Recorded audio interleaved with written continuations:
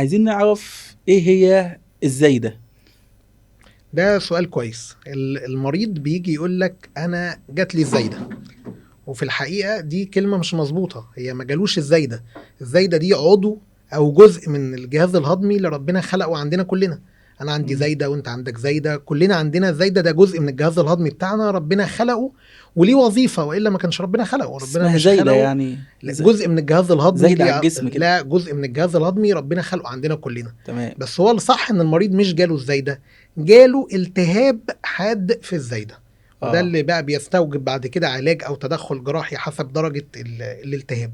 فهو مش جاله الزايده، جاله التهاب حاد في الزايده. تمام. تمام. ايه بقى سبب الالتهاب الحاد في الزايدة؟ التهاب بالزايده بيبقى عباره عن ميكروب وصل للزايده.